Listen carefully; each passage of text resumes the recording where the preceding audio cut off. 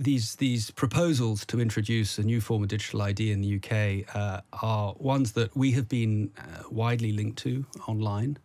So many people are talking about Palantir's involvement with that programme, and I want to say that we will not be participating in that. You will not. So tell me why. Well, it's actually, the answer is on a couple of levels. One is I have actually personal concerns about digital ID. That's both on a technical level. I think there are other ways of addressing the challenge that we have with engaging with government services online. I think there are ways to improve that wouldn't require a wholesale new form of ID. And I think it does open up the risk of misuse as well. But also, it's a problem on a corporate level. So Palantir have long had a policy that we will help democratically elected governments to implement the policies they've been elected to deliver.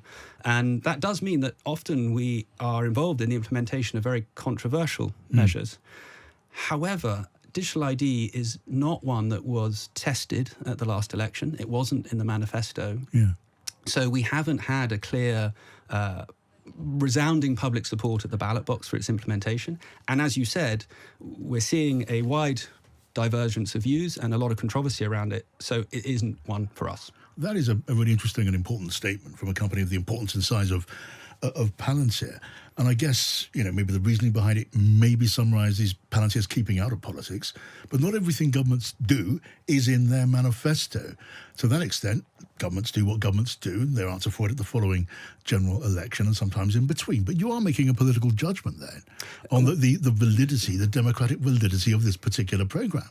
Well, I think I would characterise it as it's a programme that needs to be decided at the ballot box, not in the company boardroom. Right. And we haven't had that clear public mandate, if you like, that this is a programme that the British public want to see implemented. I mean, I can't remember that. I may be just not recalling it. I can't remember another example of a major corporation which deals very closely with the government taking a decision like that. Well, I think it sticks very closely to the policy we've always had. We work for democratically elected, Western-aligned governments to deliver the policies they've been elected to deliver.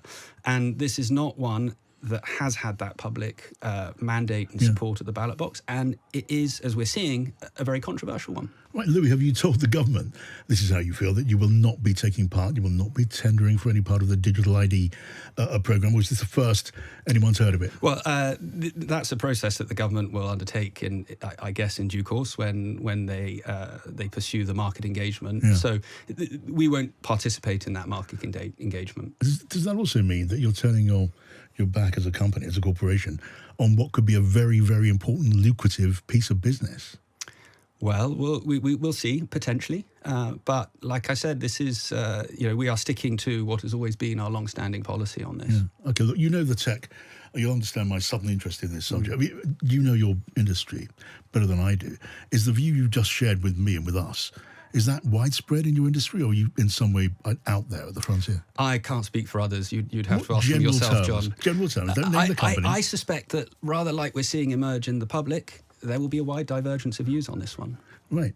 And this is, again, I'm asking you, I guess, to speculate. Among the other views privately expressed by ministers about the digital ID programme was at least one senior politician who thought this wasn't going to happen. It would just be too difficult. Do you think it's going to happen? Well, I think, as I said, one of my concerns about it is the technical feasibility of it, or maybe better expressed, the technical necessity of it. No doubt, we have all had the experience of engaging with parts of government where the online experience leaves something to be desired. Right. It needs improvement. However, we are in a world now where there are, I think, at least a dozen unique identifiers for each of us in government. We have passports, we have driving licenses, we have unique tax codes, we have national insurance numbers. Now, each of these sits in a silo and doesn't talk to the other, isn't harmonised. There's no way for government to easily jump from one to another. That could be achieved in the back end with relatively little effort, and I think would go a long way to improving that citizen experience. Yeah. I don't see the need